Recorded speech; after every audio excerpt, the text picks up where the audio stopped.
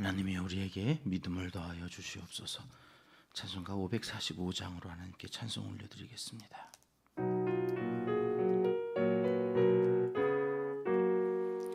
이 눈에 아무 증거 아니 배어도 믿음만을 가지고 선을 걸으며, 이 귀에 아무 소리 아니 들려도 하나님의 약속 위에 서리라. 걸어가세 믿음 위에 서서, 나가세 의심 버리고, 걸어가세 믿음 위에 서서, 눈과 귀에 아무 증거 없어도 이 눈이 보기에는 어떠하든지 이미 얻은 증거대로 늘 믿으며, 이 맘에 의심 없이 살아갈 때에 우리 소원 주 안에서 이루리. 걸어가세 믿음 위에 서서, 나가세 의심 버리고, 걸어가세 믿음 위에 서서, 눈과 귀에 아무 증거 없어도 주님의 거룩함을 두고 맹세한 주 하나님 아버지는 참 미쁘다. 그 귀한 모든 약속 믿는 자에게 능치 못할 무슨 일이 있을까. 걸어가세 믿음 위에 서서, 나가세 의심 버리고, 걸어가세 믿음 위에 서서, 눈과 귀에 아무 증거 없어도. 아멘. 이 새벽 주시는 하나님의 말씀은 잠언 10장 말씀입니다. 1절, 2절 말씀 함께 읽겠습니다. 솔로몬의 잠언이라. 지혜로운 아들은 아비를 기쁘게 하거니와 미련한 아들은 어미의 근심이니라.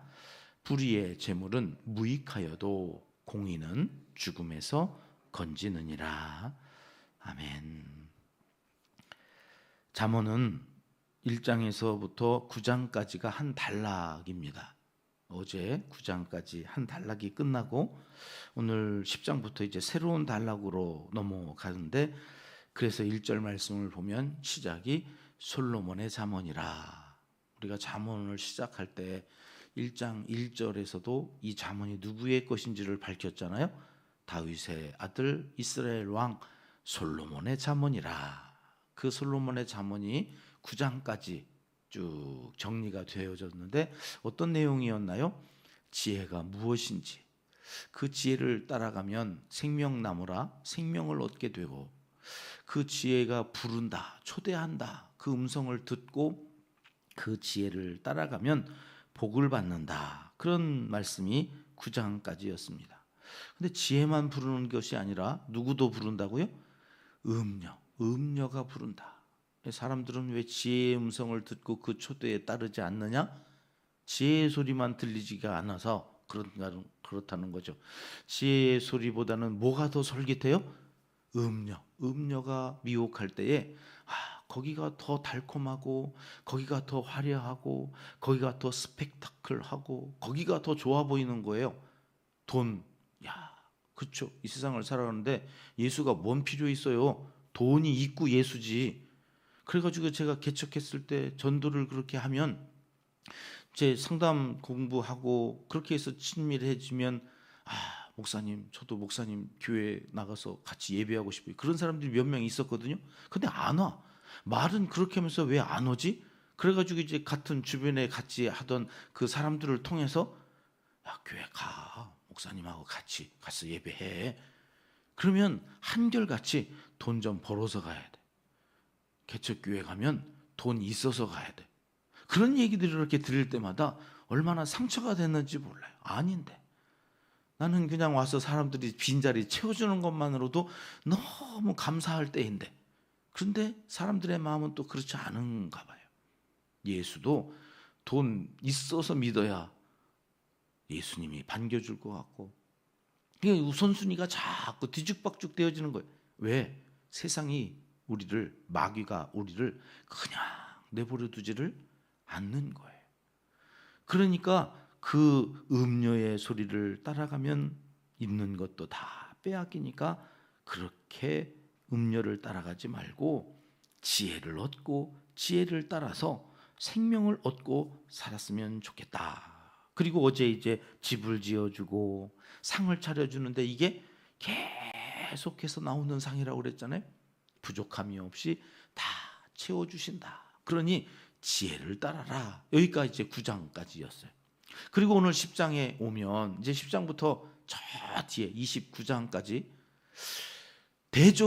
대구법이라고 그러던데, 한 문장 안에 선과 악을 같이 지혜와 음료를 따라갔을 때에 어떤 결과들이 있을 것인지 대비하는 내용으로 1절 말씀 한번 더 볼까요?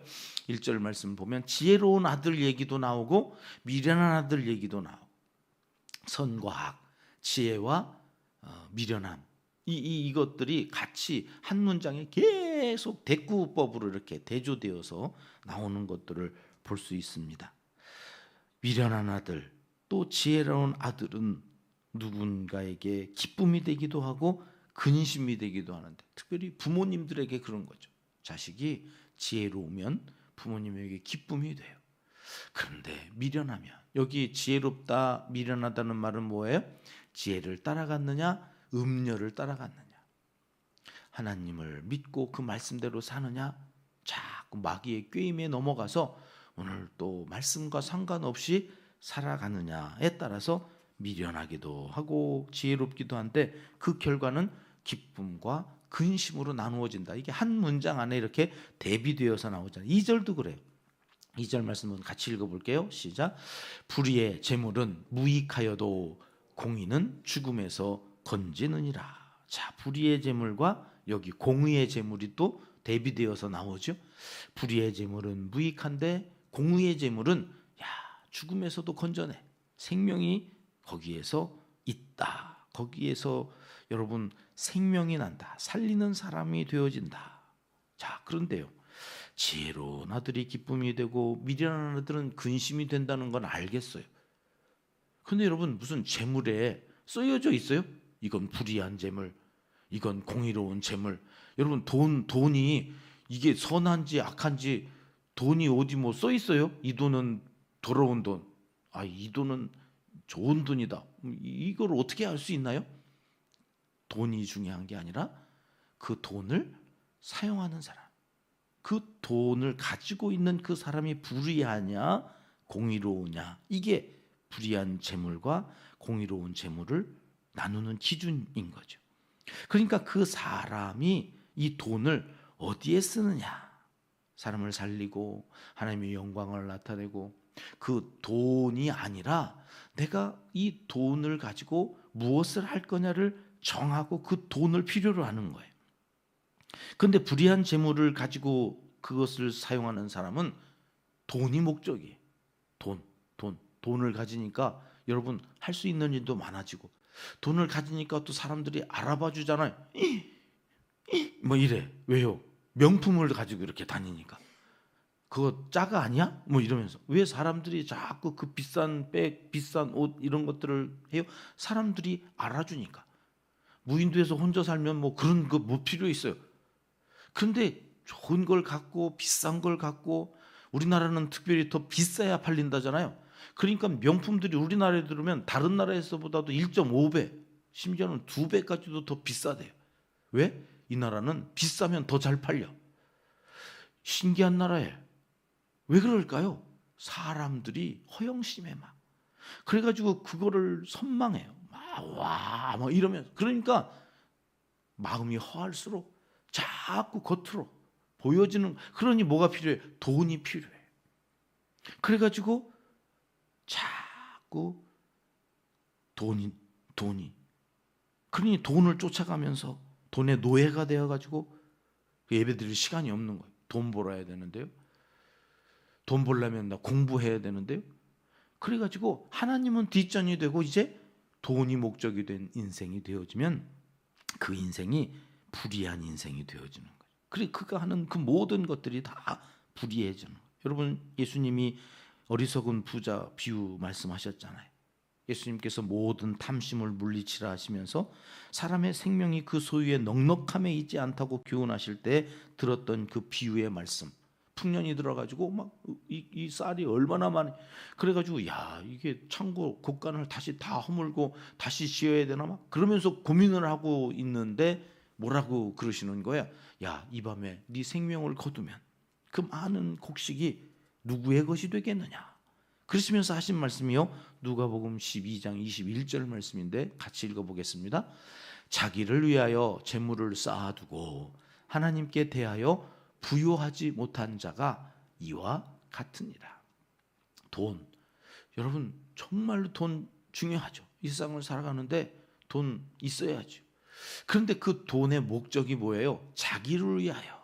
자기를 위하여. 이 인생은 불의한 재물. 그럼 무익하다는 거죠. 왜 그럴까요?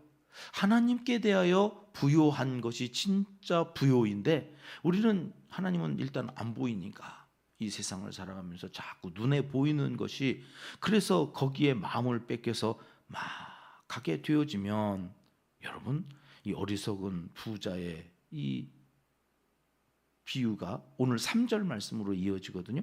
3절 말씀 먼저 읽겠습니다. 여호와께서 의인의 영혼은 줄이지 않게 하시나 악인의 소욕은 물리치시느니라. 악인의 소욕. 자기를 위하여 돈 하면서 살아가는 사람의 그 소욕 이거 하나님이 다 물리치신다. 그런데 하나님을 위하여 나 돈 필요한데요. 그래서 하나님의 영광을 나타내기 위하여 돈을 가니 여러분 예배가 중요하지 돈이 중요하지 않다는 거죠. 그래서 하나님 앞에 나와서 믿음으로 고백하는 거죠. 하나님 오늘도 내가 하나님의 것임을 고백합니다. 그렇게 하나님께 나를 드리면 의인의 영혼은 줄이지 않게 하신다.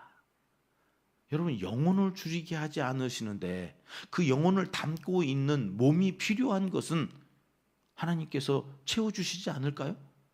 안 채워주셔서 그 몸이 그래서 굶어 죽었다고 쳐요. 그럼 그 영혼은 어떻게 되는 거예요? 그 영혼을 줄이지 않게 하셨다는 것은 나머지는 덤으로 주신다는 거예요. 항상 그래요. 너희는 먼저 그의 나라와 그의 의를 구하라. 그러면 이방인들이 구했던 그 모든 것들은 다 하나님이 더하여 주시는 거다. 그 가장 대표적인 선두주자가 솔로몬이었다. 우리가 그렇게 말씀을 계속해서 나누는 것은 여기 잠언에서 말씀하고 있는 이 잠언이 솔로몬의 잠언이라며 솔로몬은 이거를 누구보다도 피부로 느끼고 살았던 사람이다. 그래서 의인의 영혼을 줄이지 않게 하신다. 이 말은 너에게 모든 것을 다 채워주시는 분이시다. 그러니 의로운 재물, 하나님을 경외함으로 거기에 쌓아놓는 재물이 우리의 육신은 물론 영혼까지 줄이게 하시지 않겠느냐. 그걸 아는 것이 지혜다. 여러분 잠언에 줄이고 한 절만 남긴다면 뭐라고 그랬어요? 1장 7절. 지혜는 뭐예요? 여호와를 경외하는 것. 그게 근본 시작이에요. 그러니 이 땅에 살아가는 모든 기준은 하나님을 경외하고 있는가 하는 것들에 대한 판단 기준을 세워놓고 오늘 내가 먹어도 오늘 내가 누구를 만나도 모든 기준이 이 사람을 만나고 뭐 음식을 먹고 다 하나님의 영광을 위해 그를 경외하는 마음으로 행하고 있는 거예요. 이게 10장부터 쭉 매 절마다 그렇게 나와져 있는 거를 제가 표로 만들어 보았어요. 그랬더니 한 장에 안 들어가요. 2장, 그 다음 장까지 쭉 이렇게 대비되어지는 거예요. 넘기세요. 그러면 저 32절 끝절까지 이렇게 상반되어지는 내용들이 계속해서 손이 부지런한 자는 부하게 되고 게으르게 눌리는 자는 가난하게 되어진다. 이건 왜 그럴까요? 하나님은 우리가 성실하길 원하시거든요. 여호와를 경외하는 사람은 성실해야 돼요. 게을러서는 그러면서 내가 하나님을 경외한다고 하는 것은 다 거짓된 거예요. 그러니까 손이 부지런한 자는 하나님의 복을 주셔서 부하게 되고 손을 게으르게 놀리는 자는 가난하게 된다. 이게 4절 말씀에 있는 거고요. 그 다음 32절까지 다 그런 내용이에요. 그래서 하나님께서 이렇게 대비시켜 놓으시고 우리에게 계속해서 무슨 말씀을 하시는 거예요? 너 지금 어디 있냐 그런 거죠. 한 절 한 절 대비시키면서 우리에게는 명확해지는 거예요. 너 지금 어디 있냐? 너 지혜를 따라가고 있냐? 그러면 이쪽에 있어야 되는 거예요. 음녀를 따라가고 있냐? 그럼 너는 이쪽에 중간지대가 있다고 그랬어요? 없다고 그랬어요? 없다고 그랬어요. 우리는 자꾸 남과 비교하면서 그래도 나는 이쪽에 있네. 나는 쟤보다는 이쪽에, 야, 이 정도면 됐지. 내가 그래도 하나님 앞에서 헌금하고 봉사하고, 아니 그렇게 안 하는 사람도 많은데 나만큼만 해보라고 그래. 우리는 자꾸 남과 비교하면서 나만큼만, 나는 그래도 중간은 가. 근데 여러분, 하나님의 눈으로 보라는 거예요. 하나님의 눈은 중간이 어디 있어요? 이쪽이냐 이쪽이냐 둘밖에 없어요. 지금 10장부터는 계속 그 얘기, 너 어디에 있냐 지금. 그러니까 그 잠언의 말씀을 통하여서 우리에게 깨달으라 하시는 것은 너 어디에 있느냐. 분명히 해라. 지혜를 따라가고 있냐, 음료를 따라가고 있냐. 이거를 계속 대비시키시면서 우리로 하여금 명확하게 그 기준 아래 나를 판단해라. 확실하게, 어정쩡하게 그냥 두루뭉술이하게 이 정도면 됐지 하고 대충 예수 믿지 말고 정확하게 너 지금 예수님 따라가는 거 맞아? 자칫 잘못하면 예수가 아니라 음료를 따라갈 수밖에 없는 이 현실 속에서 이제 구체적으로 보여주시는 거예요. 지혜를 따르면 생명이라고 그랬지. 그럼 넌 지금 어디에 있어? 이렇게 오늘 다시 나의 하루를 어느 쪽에 서 있을 건지 결단하시고, 하나님, 음료를 따라가지 않도록 지혜이신 예수님, 내 중심의 왕이 되셔서 나를 다스려 주시옵소서. 저를 참된 지혜자로 이 하루도 살게 해 주시옵소서. 기도하고 나아가시는 믿음의 사람들 다 되시길 하나님은 간절히 원하시고 계십니다. 기도하겠습니다. 하나님 아버지, 선과 악, 예수님과 마귀 사탄, 지혜와 음녀, 그 사이 어디쯤 있는 줄 착각하며 스스로 괜찮다고 여기면서 살고 있지는 않았는지 오늘 말씀으로 다시 한번 내 자리를 확인합니다. 하나님, 오늘부터 또 다시 결단하고 지혜의 자리, 지혜자를 따라가는 자리, 하나님 기뻐하시는 그 자리를 잘 지키며 살아갈 수 있도록 지혜도 힘도 우리는 할 수 없사오니 능력도 더하여 주시옵소서. 오직 주님 영광만을 위하여 살아가는 하나님의 사람들이 다 되게 하여 주시옵소서. 이제 못다한 기도를 주님 가르쳐 주신 기도로 하려오니 하늘에 계신 우리 아버지, 아버지의 이름을 거룩하게 하시며 아버지의 나라가 오게 하시며 아버지의 뜻이 하늘에서와 같이 땅에서도 이루어지게 하소서. 오늘 우리에게 일용할 양식을 주시고 우리가 우리에게 잘못한 사람을 용서하여 준 것 같이 우리 죄를 용서하여 주시고 우리를 시험에 빠지지 않게 하시고 악에서 구하소서. 나라와 권능과 영광이 영원히 아버지의 것입니다. 아멘. 요일날 함께 합심해서 기도할 제목입니다. 지혜자의 자리에 서 있음을 감사하며 오늘 또 그 길 따라가게 해달라고 함께 기도합니다. 우리 교회 두 번째 비전이죠. 사랑으로 수용해주는 가족 공동체가 되게 하소서. 휴가철을 맞이해서 많은 분들이 또 휴가 가시고 함께 있으면서 또 이런저런 단점도 보이고 모자람도 보이고, 그게 가족 아니겠습니까? 근데 가족이니까 수용해주는 거죠. 가족이니까 끌어안고 가는 거죠. 함께 우리 교회에서도 성도들끼리 함께 교제하며 예배하며 신앙생활할 때 있는 모습 그대로 수용해주며 함께 하게 하신 이유가 분명히 있을 겁니다. 가족이 뭐 내가 정해서 가족 되는 거 아니잖아요. 하나님이 우리를 함께 모이게 하시는 이유, 함께 하게 하시는 이유, 서로 사랑하며 하나님의 나라를 이루어가게 하시려는 그 뜻을 잘 헤아려서 하나님의 마음에 합당한 신앙생활하는 사람들이 되어지게 해달라고 우리 뜨겁게 기도했으면 좋겠습니다. 각 가정의 평화와 안녕, 문제 해결을 위하여 각 가정에 있는 문제들을 오늘 또 해결하여 주시옵소서. 기도기둥에 붙여놓은 이름들이 있습니다. 자녀손들과 또 부모님 세대에 이름을 붙여놓고 기도하는 그 이름들을 오늘 또 기억하여 주시기를 기도합니다. 선교사님과 농촌교회, 개척교회 수해로 인해서 많은 분들이 또 이재민들이 되어서 힘들어하고 계시는데 복구 현장에 함께하여 주시기를 환우들을 위해서 기도합니다. 요즘 코로나가 또 유행인 모양인데요. 각별히 조심하셔야 되고 혹시 감기 기운이 있거나 이제 이러면 병원을 반드시 다녀오셔서 교회나 또 외출을 하시는 지혜가 필요한 때인 것 같습니다. 갑자기 또 이렇게 늘어나는 그런 추세라고 뉴스에 나오던데 건강들 조심하시고요. 환우들을 위해서 이 새벽에 한 번 더 우리 뜨겁게 기도하겠습니다. 함께 기도하십니다.